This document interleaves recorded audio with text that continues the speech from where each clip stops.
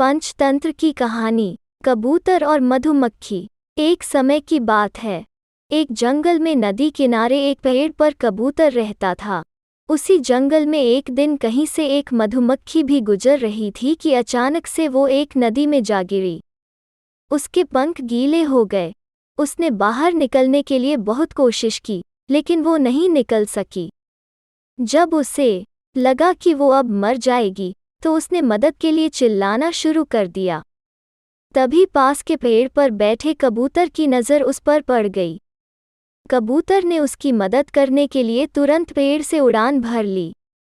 कबूतर ने मधुमक्खी को बचाने के लिए एक तरकीब सोची। कबूतर ने एक पत्ते को अपनी चोंच में पकड़ा और उसे नदी में गिरा दिया। वो पत्ता मिलते ही मधुमक्खी उस पर बैठ गई। थोड़ी ही देर में उसके पंख सूख चुके थे। अब वो उड़ने के लिए तैयार थी। उसने कबूतर को जान बचाने के लिए धन्यवाद बोला। उसके बाद मधुमक्खी वहां से उड़कर चली गई। इस बात को कई दिन बीत चुके थे। एक दिन वही कबूतर गहरी नींद में सो रहा था और तभी एक लड़का उस पर गुलेल से निशाना लगा रहा था। कबूतर गहरी नींद में था, इसलिए वो इस बात से अनजान था, लेकिन उसी समय वहां से एक मधुमक्खी गुजर रही थी, जिसकी नज़र उस लड़के पर पड़ गई। यह वही मधुमक्खी थी जिसकी कबूतर ने जान बचाई थी। मधुमक्खी तुरंत लड़के की ओर उड़ गई और उसने जाकर सीधे लड़के के हाथ पर डंक मार दिया। मधुमक्खी के काटते ही लड़का तेजी से चिल्ला पड़ा। उसके हाथ से गुलेल दूर जाकर गिरी।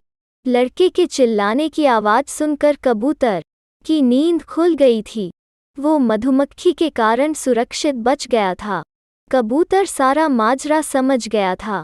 उसने मधुमक्खी को जान बचाने के लिए धन्यवाद बोला और दोनों जंगल की ओर उड़ गए। कहानी से सीख। इस कहानी से यह सीख मिलती है कि हमें मुसीबत में फंसे व्यक्ति की मदद ज़रूर करनी चाहिए। इससे हमें भविष्य में इसके अच्छे परिणाम ज़रूर मिलते हैं। तो मेरे प्यारे भाइयों और बहनों, आपको आज की ये हमारी कहानी आपको कैसी लगी, आप हमें नीचे कमेंट करके बता सकते हैं। धन्यवाद।